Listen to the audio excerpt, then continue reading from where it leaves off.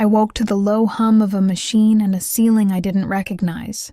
For a moment, I thought I was still dreaming until the ache in my ribs reminded me I wasn't. I'd been in a coma. 3 months, they would later tell me. But the first thing I saw wasn't a doctor or my family. It was an empty room. No dad, no brother, no one. Just a single folded note on the tray beside my bed. 5 words in my father's handwriting. We stopped paying. Good luck. I thought that was the end. It wasn't. The nurse told me later I cried quietly, the way people do when they're too weak to sob. I don't remember the time passing.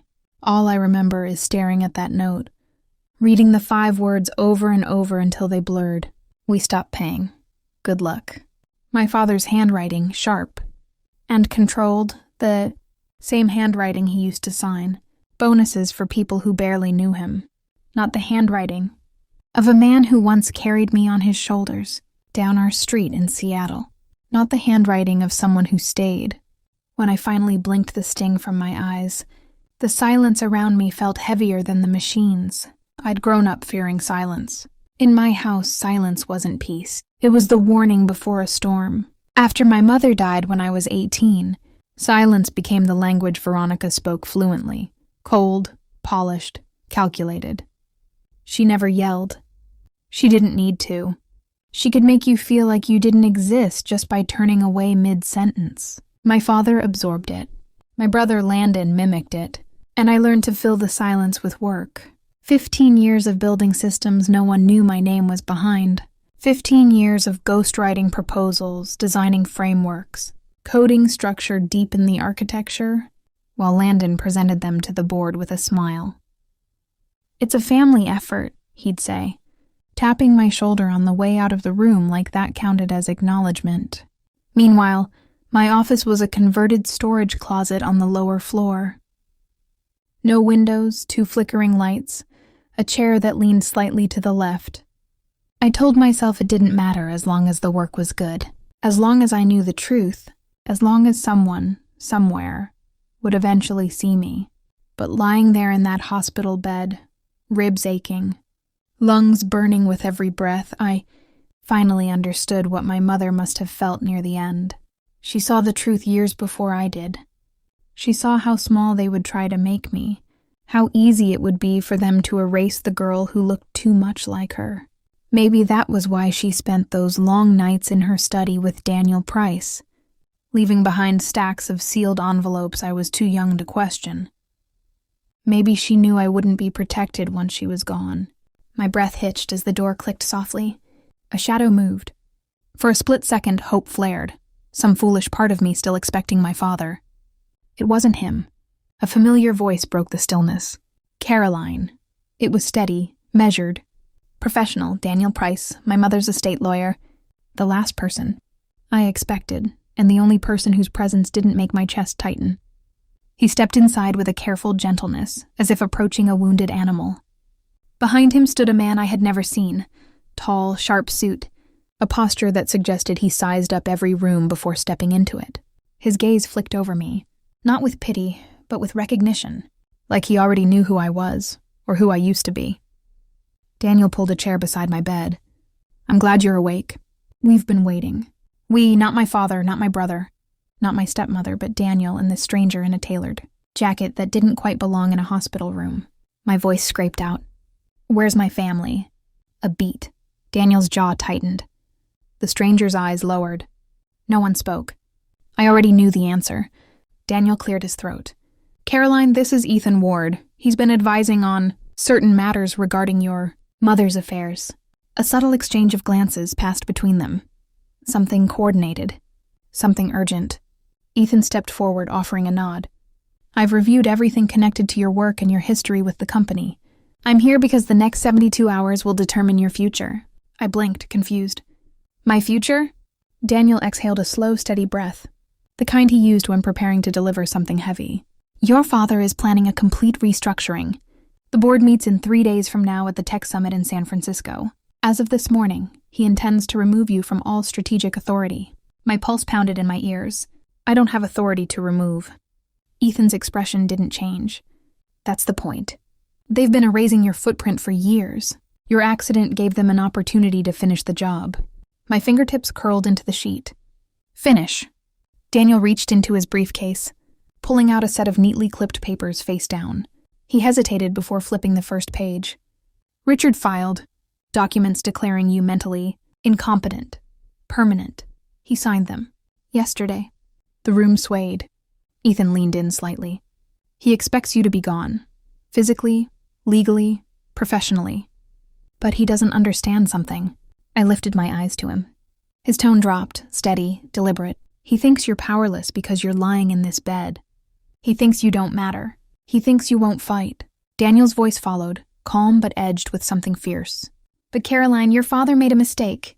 Daniel let the words hang in the air, watching my reaction carefully. I didn't move. I couldn't. My father had signed me out of my own life, erased me with the flick of a pen. But Daniel wasn't finished. He didn't just abandon you, Caroline, he said quietly.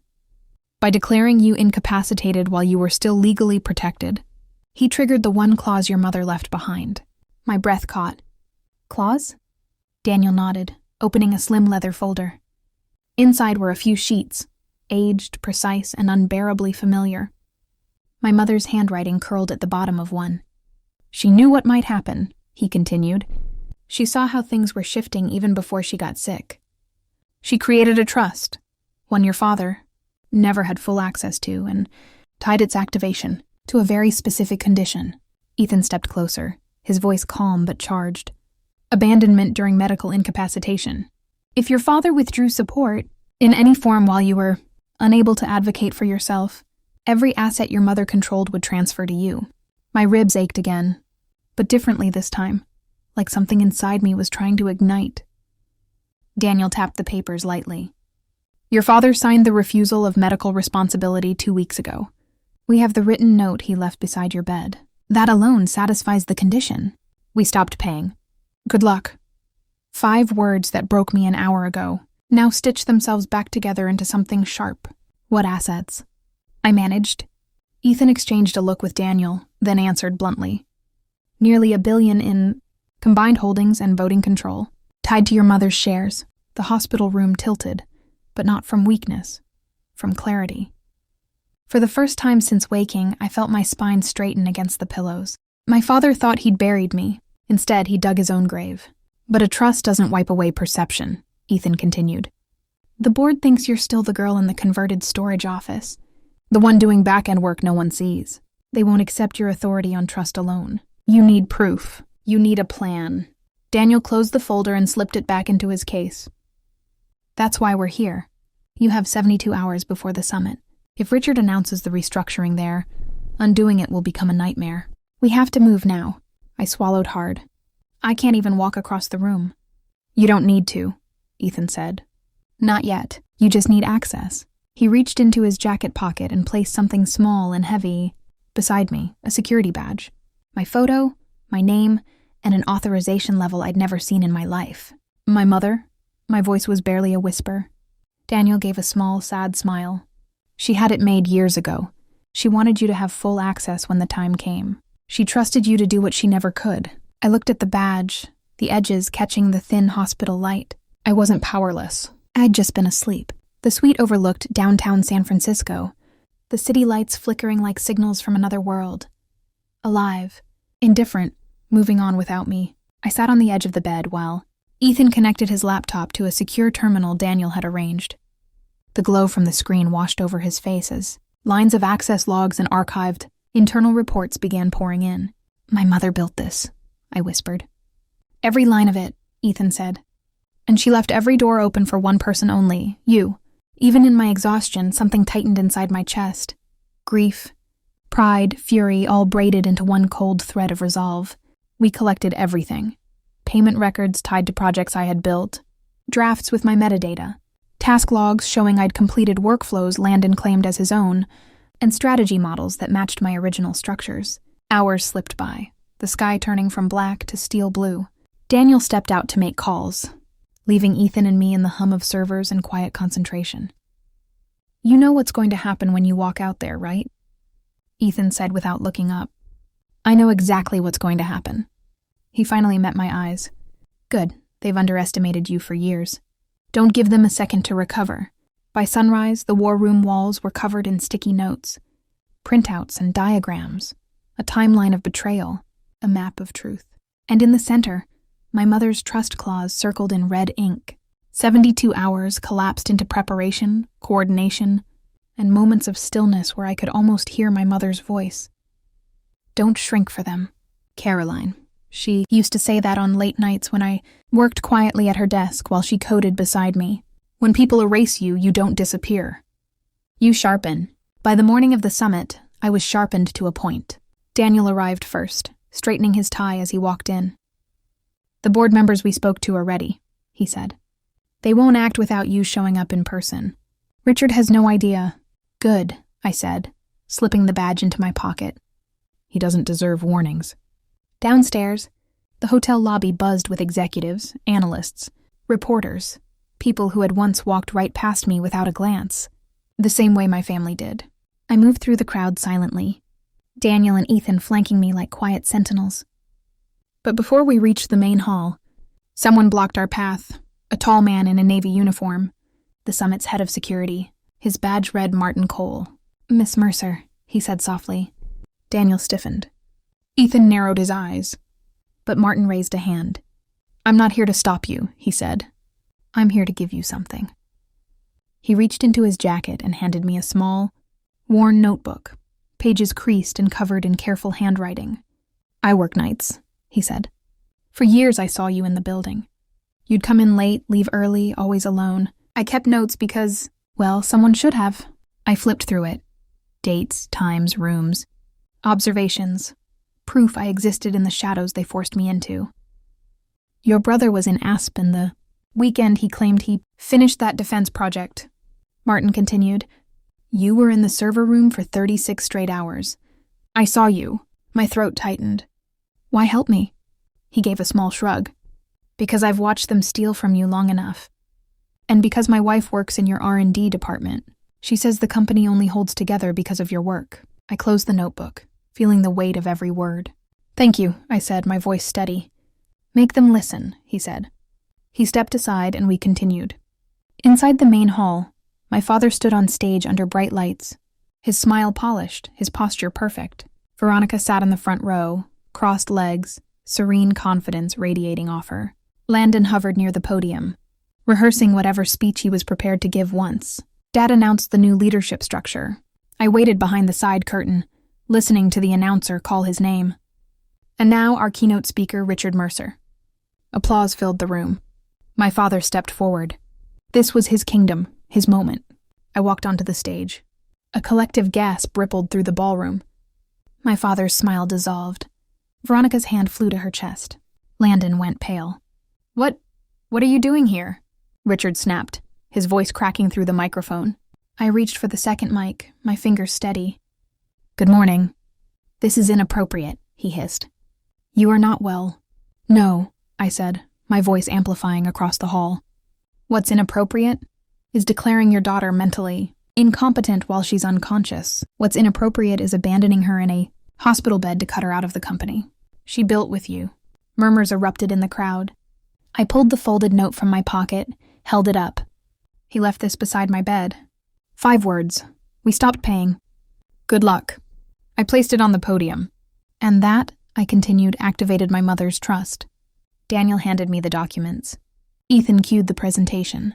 The screen behind us lit up with the incorporation. Papers showing Julia Hayes as the majority owner. A second slide displayed the trust clause. The third, the logs of my work matched against the projects Landon presented. My father lunged toward the podium. That information is private. No, I said calmly. It's true. More murmurs. Journalists whispering. Board members leaning forward. Then I opened Martin's notebook. And this, I said, is a record kept by someone with no stake in this fight. Someone who saw everything you tried to erase. I met my father's eyes. For the first time in my life, he looked small. You forgot who I really am, I said softly. And what my mother, left me capable of. A board member stood. I moved for an immediate vote of no confidence. Hands went up across the room. It was over in less than 5 minutes. My father stayed frozen, staring at the floor as the board stripped him of authority. Veronica's face tightened, her poise slipping. Landon's bravado cracked completely. I stepped back from the mic as the applause shifted. Not for me, but for truth finally landing where it belonged. And for the first time since waking up, I felt alive. When the board adjourned, the room emptied slowly, like people were afraid to move too quickly around the ruins of my family. Richard sat in the front row long after the last executive left. No one approached him, not even Veronica. Landon disappeared first, shoulders hunched, avoiding every pair of eyes that followed him out.